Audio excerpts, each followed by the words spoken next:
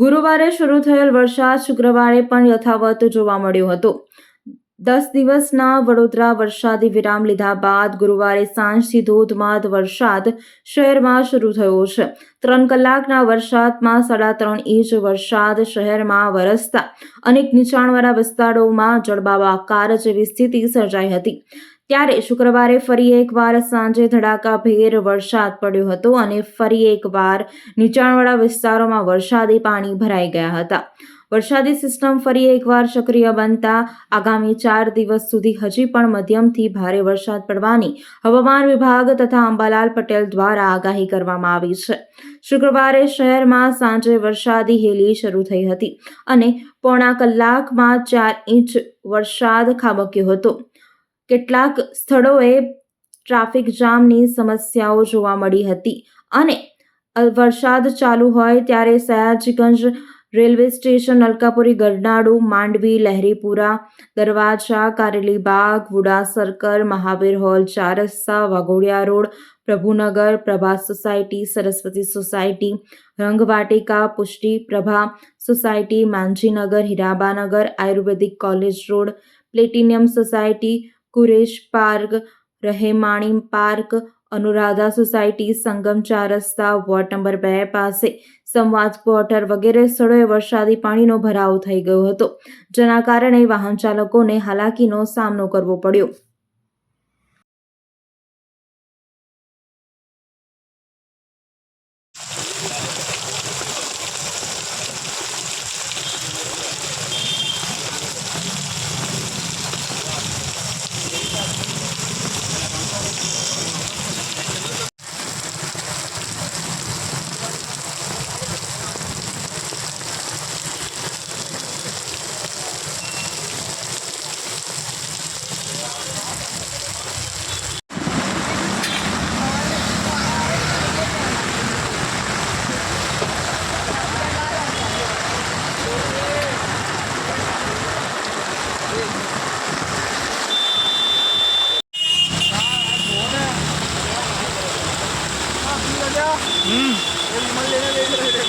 हाँ लिया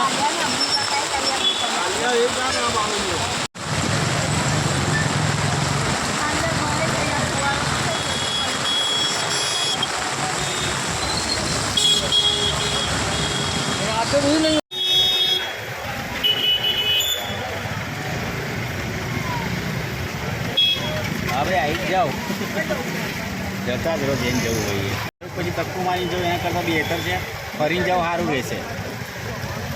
તારે કઈ જવું છે? ખોટું ફસાશો નહીં જવાય। અલા ભાઈ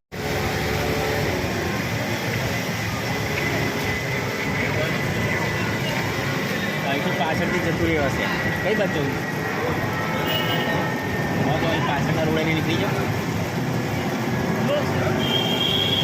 ગેરંટી। અહીં તો ખાડો છે તો સાધારણ વરસાદ પડે તો અહીં ભરાઈ જાય છે। વડોદરાના સમાચાર જુઓ તથા આપણી ચેનલને સબસ્ક્રાઇબ કરો અથવા સંપર્ક કરો।